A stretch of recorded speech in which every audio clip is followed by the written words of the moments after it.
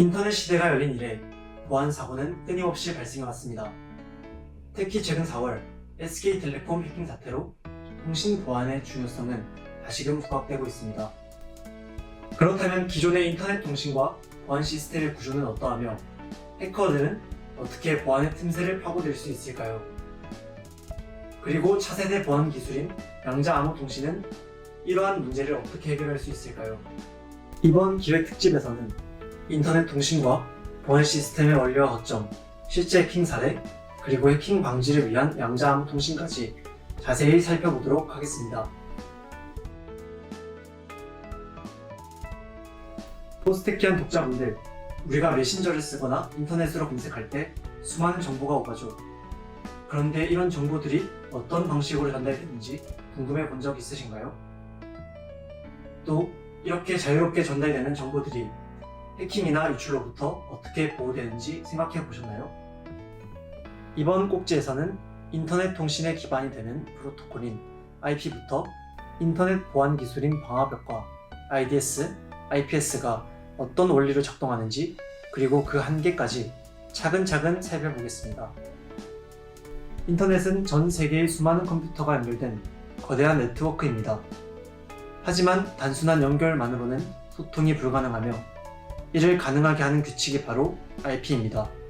IP는 각 컴퓨터에 고유 주소를 부여하고 데이터를 목적지까지 전달하는 방식을 정의합니다.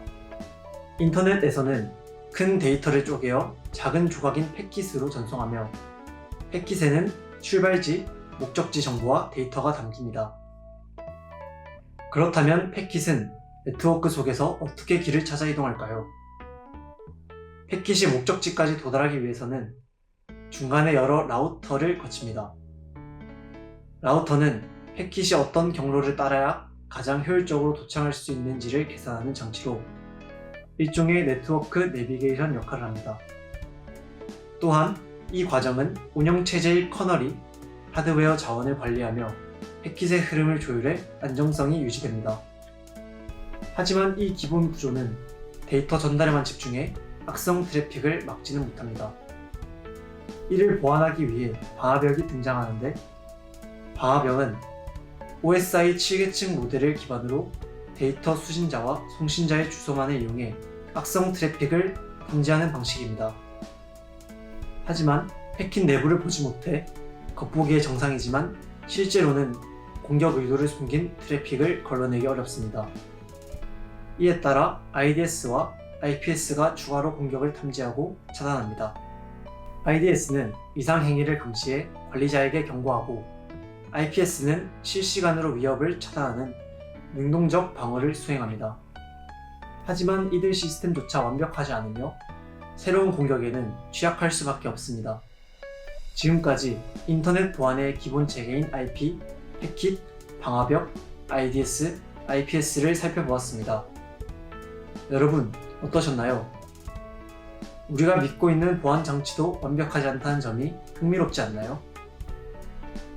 다음 꼭지에서는 실제 해킹 사례를 통해 공격자가 보안의 허점을 어떻게 파고드는지 알아봅시다. 여러분이 사용하는 인터넷은 복잡한 보안 체계를 이루고 있습니다. 그럼에도 전 세계에서 해킹 사태는 자주 발생하고 있습니다. 특히 올해 발생한 SK텔레콤 해킹 사태는 단순 개인정보 유출을 넘어서 국가 통신 인프라의 보안 취약점이 드러난 사례라고 평가되고 있는데요. 이 사태의 해킹 기법인 BPF 도어가 무엇인지, 어떤 원리로 동작하는지 알아보러 갈까요? BPF는 커널에서 동작하며 데이터를 효율적으로 필터링하여 사용자 프로그램에 전달합니다. 이때 필요한 데이터만 복사하기 때문에 기존의 방식보다 효율적입니다. BPF 도어는 BPF의 기능을 악용한 악성 코드로 해커가 시스템을 오해하기 위해 만든 은밀한 통로입니다. BPF 도어는 시스템에 잠입 후 흔적을 남기지 않기 위해 휘발성 메모리에 숨깁니다. 이후 자신의 이름과 생성 시각을 조작하여 보안 시스템의 탐지를 피합니다. BPF 도어는 커널에 BPF 필터를 설치하여 해커가 미리 설정한 매직 패킷을 감지합니다. 매직 패킷이 감지되면 리버스 쉘을 실행하여 해커에게 명령을 받는 통로를 열어줍니다.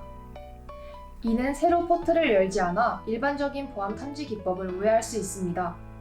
또한 매직 패킷은 일반 패킷과 구분되지 않아 더욱 정교하게 커널을 속일 수 있습니다.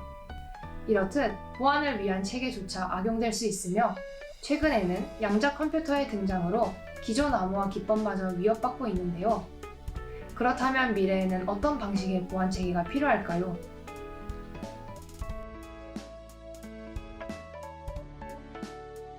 SKT 사태의 핵심인 BPF 도어처럼 점점 더 정교해지는 해킹 기술과 양자 컴퓨터의 등장은 기존 보안 체계를 위협하고 있습니다. 이 가운데 해킹이 매우 어려운 통신을 가능하게 한다는 양자 암호 통신이 차세대 보안 기술로 떠오르고 있는데요. 양자 암호 통신의 원리와 구현 기술에 대해 알아볼까요? 인터넷 보안은 큰 수의 소인수 분해를 활용한 RSA 2048 암호 체계에 기반하지만 양자 컴퓨터가 등장하면서 암호 체계가 단시간에 풀려 위험해질 가능성이 생겼습니다.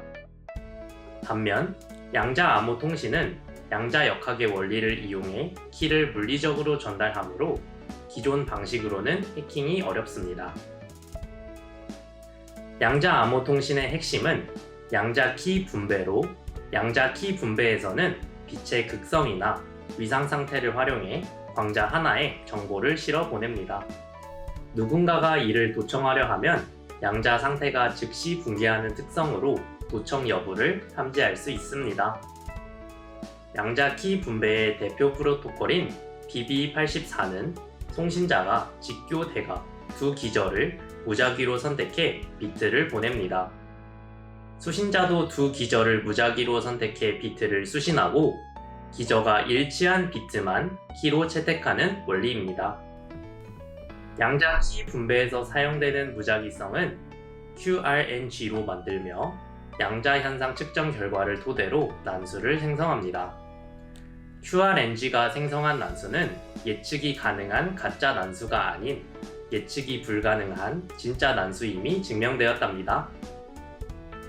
지금까지 양자 암호 통신에 대해 알아보았습니다. 이 기술은 기존 암호화 방식의 한계를 넘어 보안의 패러다임을 바꾸고 있는데요. 이번 기획 특집을 계기로 해킹과 보안의 흐름을 이해하고 양자 암호 통신이 열어갈 미래 보안의 방향성에 관심을 가져보는 건 어떨까요?